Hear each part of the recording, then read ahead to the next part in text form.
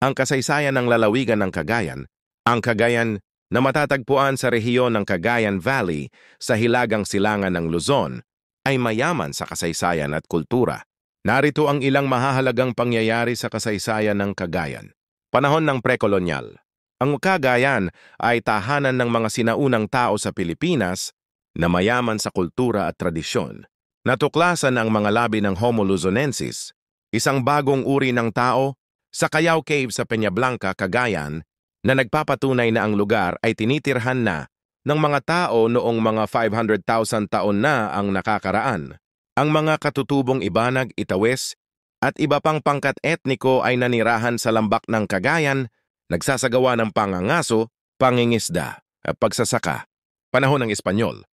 Noong 1581, dumating si Kapitan Juan Pablo Carreon sa Cagayan, kasama ang 100 sundalo at pamilya, upang galugarin ang lambak, ipalaganap ang Kristyanismo at magtatag ng mga misyon.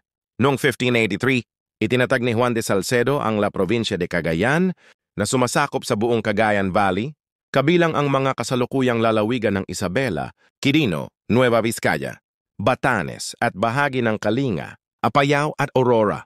Ang Nueva Segovia, kasalukuyang Lalo, ay naging kabisera ng lalawigan at sentro ng diocesis. Ang mga Espanyol ay nagpatupad ng tobacco monopoly na humantong sa mga pag-aalsa ng mga katutubo. Ang mga Ilocano ay lumipat sa Cagayan na nagpalawak ng agrikultura at nagbago ng wika sa rehiyon. Panahon ng Amerikano. Noong 1901, itinatag ang pamahalaang panlalawigan ng Cagayan sa ilalim ng mga Amerikano.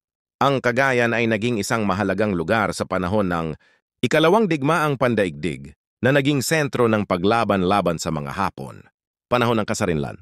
Ang Cagayan ay patuloy na umuunlad bilang isang sentro ng agrikultura, kalakalan at turismo. Ang lalawigan ay kilala sa mga magagandang tanawin, mga makasaysayang lugar at mga palakaibigang tao. Ang Cagayan ay isang lalawigan na mayaman sa kasaysayan at kultura na nagpapakita ng pagkakaiba-iba ng mga tao at ang kanilang pakikipaglaban sa paglipas ng panahon.